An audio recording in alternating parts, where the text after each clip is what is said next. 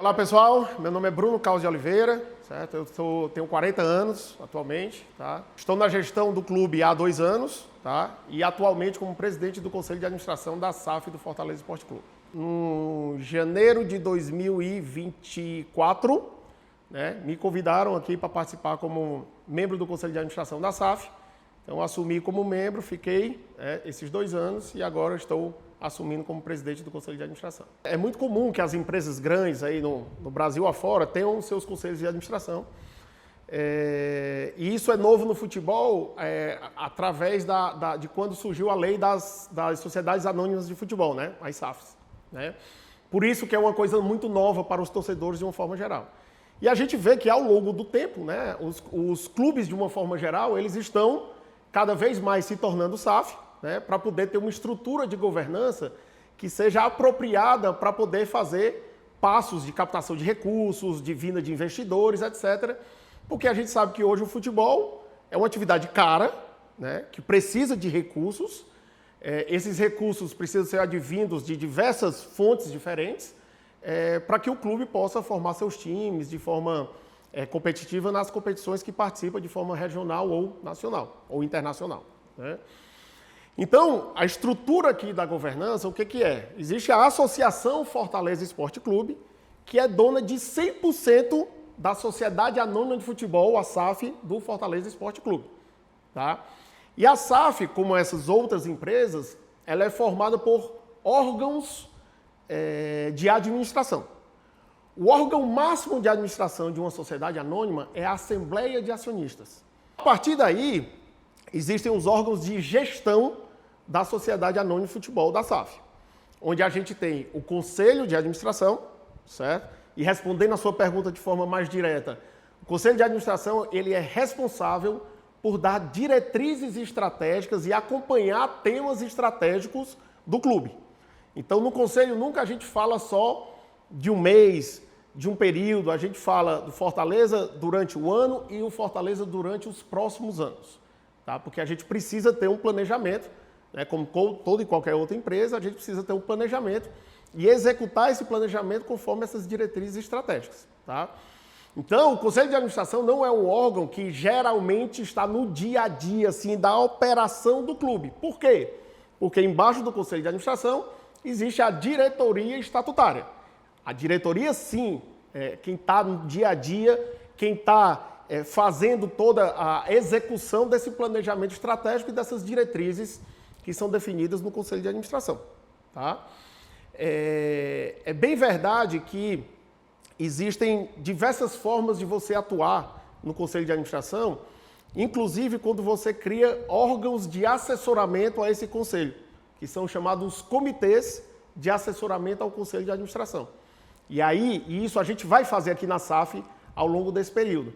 E aí você tem uma participação mais direta, né, dos membros do Conselho de Administração no dia a dia do clube. São exemplos de comitês. Comitê de futebol, que vai acompanhar todo o trabalho do departamento de futebol ao longo do tempo. Comitê de pessoas, né, que vai tratar o tema de recursos humanos aqui dentro da empresa, seja os recursos humanos atletas de futebol, seja os recursos humanos que fazem parte da administração do clube, né, que a gente chama de back-office, e vários outros comitês que podem ser constituídos. Tá? No momento que nós passamos hoje, né, nós estamos agora em janeiro de 2026, né, que a gente teve um infortúnio de cair para a Série B, a gente tem uma necessidade de reestruturação muito forte. Então, nesses momentos, é mais importante que o Conselho de Administração esteja muito presente nas tomadas de decisão do clube. Então, eu, por exemplo, tenho reuniões diárias com o Pedro Martins, o CEO do clube, outros membros do Conselho que estão participando de alguns temas específicos, com o Rodrigo, que é o CFO do clube, e por aí vai. Tá? Por quê? Porque diariamente nós temos a obrigação de tomar decisões que são muito importantes e influenciarão o Fortaleza ao longo dos próximos anos, e não só nessa temporada em si. Tá? Então, assim, de forma bem geral, é assim que o Conselho de Administração funciona em conjunto aqui com a diretoria estatutária, a diretoria executiva do clube. Numa situação de estabilidade, como nós estamos hoje também, um dos principais pontos de discussão e acompanhamento do Conselho de Administração é a execução do orçamento do Conselho. Do Conselho não, do clube como um todo, né? E uma pauta fixa que nós temos em reuniões nossas é que todos os meses a gente acompanha quanto de receita entrou, o que entrou de receita, se tem coisas atrasadas para entrar, o que teve de despesa, quais foram as despesas que estavam dentro do orçamento, que estavam fora do orçamento, por que estavam fora do orçamento e por aí vai. Tá? Então, uma das grandes diretrizes aqui do Conselho é essa questão do acompanhar a elaboração, né, o planejamento e a execução do orçamento ano após ano. Tá? Atualmente, né, nós temos uma situação muito específica em que a gente tem trabalhado diretamente e ajudando o Pedro e o departamento de futebol como um todo na formulação do elenco que nós temos. Por uma razão muito simples, e isso é sabido por todos. Geralmente um clube que está na Série A tem uma folha salarial muito superior a um clube que está na Série B. Tá? Até porque o clube da Série A tem receitas muito superiores aos clubes que estão na Série B. Então, no movimento desse de decêndio, você precisa fazer uma reestruturação para adequar a folha salarial à nova realidade econômica do clube. Tá? E a realidade econômica ela é muito, muito complexa. Por quê? Porque o clube tem queda de receita em torno de 60% de um ano para o outro. E quando você vê empresas normais em dificuldade, a empresa caiu 10% no ano, caiu 5% no ano, caiu... E aí, está entrando em dificuldade, está uma coisa mais suave. No mercado de futebol, a situação é muito mais séria. Porque você está lá no mês e, de repente, no outro mês, você está ganhando 60% a menos. E aí você tem que ter celeridade e necessidade de reestruturação. Imagina uma pessoa, para dar um exemplo aqui para ficar todo alinhado, imagina uma pessoa que recebe uma remuneração, um salário de R$2.000 por mês, certo? Aí ele recebeu o salário dele lá de R$2.000 e de repente ele foi avisado que no mês seguinte, você vai ter que viver agora com R$800. Assim é a realidade de quando a gente tem a queda para a Série B. Eu falei de R$2.000 para R$800 é queda de 60% na receita. E assim a gente vive, e é de um mês para o outro. Não é, ao longo do tempo vai cair, não. É aqui, virou a chave e caiu. Então isso torna o trabalho, obviamente, muito mais complexo, né? E que precisa de gestores financeiros que estejam muito presentes para poder ajudar essas tomadas de decisão, né?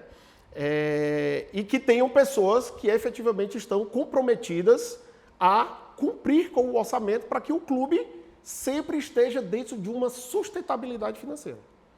Pior é o clube que entra numa roda, numa bola de neve em que começa a não ter mais controle sobre suas finanças e ao longo do tempo, meus amigos, não tem o que fazer.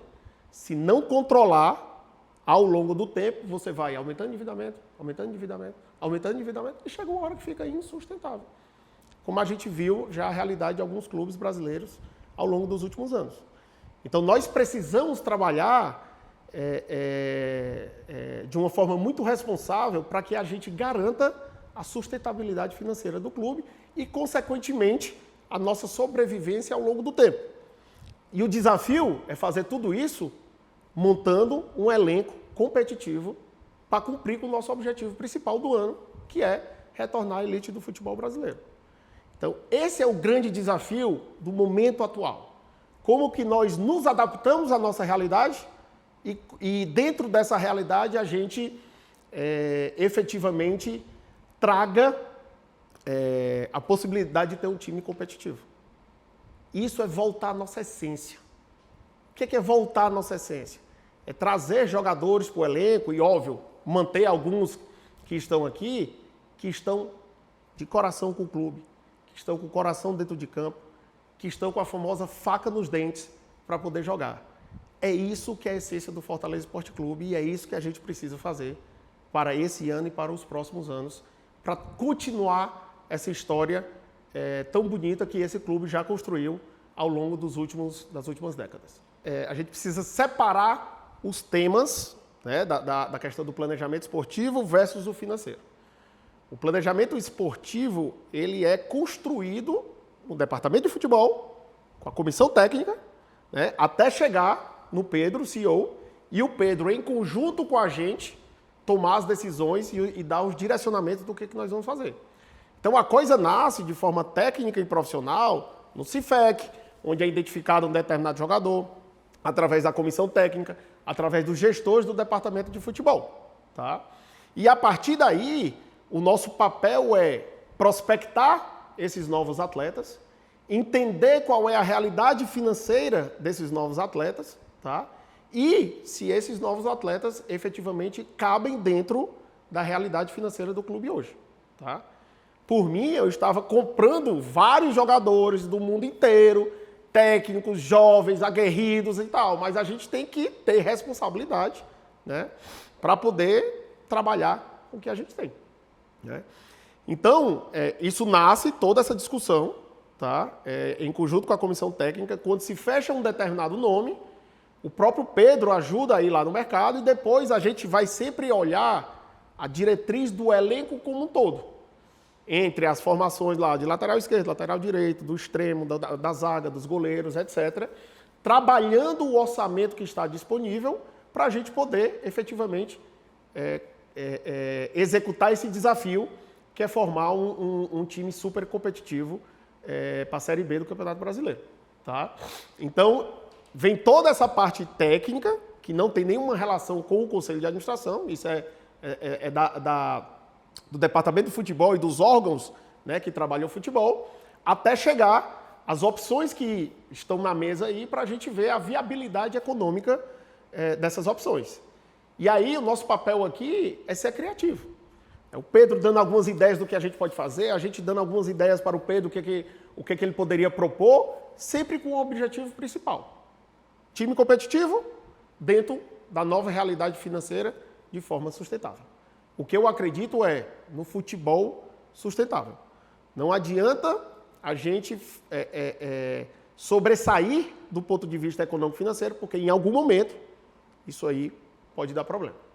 Veja só, eu falei aqui, para mim o torcedor é o maior ativo disparado do clube. O torcedor é o principal ativo de qualquer clube. É porque é ele quem movimenta o clube, quem dá a motivação lá no estádio, é quem gera receitas financeiras para o clube poder reinvestir na performance esportiva, na sua estrutura, etc. Então, de longe, ele é o maior ativo que o clube tem, certo? O mais importante, na minha visão agora, para o torcedor, é acreditar que nós estamos aqui trabalhando diariamente para poder trazer o Fortaleza para onde ele deveria estar sempre. Então, o recado que eu dou é que o torcedor precisa estar junto, o torcedor precisa apoiar, o torcedor precisa enxergar o Fortaleza Esporte Clube da forma como ele sempre foi. E é junto com o torcedor que a gente vai conseguir remar nesse mar mais revolto, vamos chamar assim, né, para que a gente possa efetivamente subir para a Série A do campeonato. Sem a presença e o apoio do torcedor, o que já é desafiador demais se torna exponencialmente mais desafiador. Então o torcedor tem um papel nesse momento de ajudar o clube a passar por esses momentos, se reestruturar e voltar a ser o clube que ele sempre foi, de forma competitiva, sustentável e que fez toda essa história ao longo desses últimos anos. Fortaleza se encontra numa situação que é desafiadora, isso não é surpresa para ninguém, né? Com a necessidade de reestruturação, certo? Mas com total condição de efetivamente se reestruturar e voltar a crescer, tá? Isso é a situação que todos os clubes passam no caso de descende. Infelizmente, a situação é essa. Tá? Do ponto de vista econômico-financeiro, ainda tendo toda essa queda de receitas, provavelmente nós somos o clube que terá entre as maiores receitas da Série B do Campeonato Brasileiro, tá? Por todo esse histórico que foi criado ao longo das últimas décadas, por toda a credibilidade e a força da marca do Fortaleza. Mas que para passar por isso aqui, sempre tem que ter o apoio do torcedor, como a gente estava falando há pouco. Porque o torcedor é quem carrega tudo isso. O torcedor é quem traz a motivação, quem traz quem faz a realidade econômica do clube, quem ajuda na realidade econômica do clube, fora os aspectos, digamos assim, emocionais, que é de torcer mesmo, de estar aquela torcida brilhante que a gente já viu tantas vezes lá no Castelão lotado ao longo aí dos campeonatos que nós participamos. Então, hoje, é fato que nós precisamos nos reestruturar e, com base nessa reestruturação, a gente ganhar eficiência para poder continuar crescendo ao longo do tempo. Como a gente falou há pouco, nós não estamos olhando o Fortaleza só para 2026. É claro que as decisões são muito baseadas aqui em 2026, principalmente nesse momento, porque é um momento de reestruturação, é um momento de saídas de alguns atletas, entrada de outros atletas, etc. Então, a gente inclusive vê algumas coisas que saem na mídia em relação à venda de um jogador, algum empréstimo, etc. Infelizmente, eu gostaria de chegar aqui, cada contrato assinado, eu fazer um detalhamento desse contrato assinado, etc. Mas nós não podemos fazer isso enquanto a janela não fechar. Porque existe todo um planejamento de estruturação e que todas as tomadas de decisão eles estão num conjunto. E se eu fizer divulgações de informações que são estratégicas para essas negociações, eu posso atrapalhar as próprias negociações e dar um tiro no pé do Fortaleza. Então, a gente tem que até pedir um pouco de paciência para o torcedor, né? E eu vou até conversar com o Pedro, com o Rolim, que passado a janela, que termina em 3 de março, a gente vem fazer um panorama geral do que foi toda essa estratégia, o porquê da movimentação X, Y, Z, para dar transparência para o torcedor que todas as decisões que estão sendo tomadas, elas estão passando por análise técnica do ponto de vista esportivo e todas as decisões tomadas estão passando por uma análise econômico-financeira para a geração de valor para o Fortaleza Esporte Clube. E todas as decisões tomadas, muitas delas são decisões muito difíceis e que a gente precisa tomar no sentido de proteger o Fortaleza para o ano corrente e os anos seguintes. Tá? Então, toda decisão de empréstimo de jogador, de venda de jogador, de compra de jogador ou de empréstimo de um jogador vindo do outro clube para cá, sempre vai seguir critérios esportivos, técnicos. Estou aprendendo muito ao longo dos anos, mas não é minha expertise, e vai passar por decisões que vão olhar o econômico financeiro do clube, que aí sim eu entro, porque essa sim é a minha expertise em ajudar o Fortaleza Esporte Clube, como eu falei já algumas vezes para vocês hoje, a ser um clube com futebol sustentável. Sustentável do ponto de vista de performance esportiva, sustentável do ponto de vista de performance financeira. O único recado que eu dou ao torcedor é que venham conosco, vamos apoiar esse time, vamos trazer o Fortaleza para efetivamente, né, para o lugar que ele deveria estar e principalmente nós precisamos estar todos unidos em prol desse objetivo único que é em prol do nosso clube Fortaleza.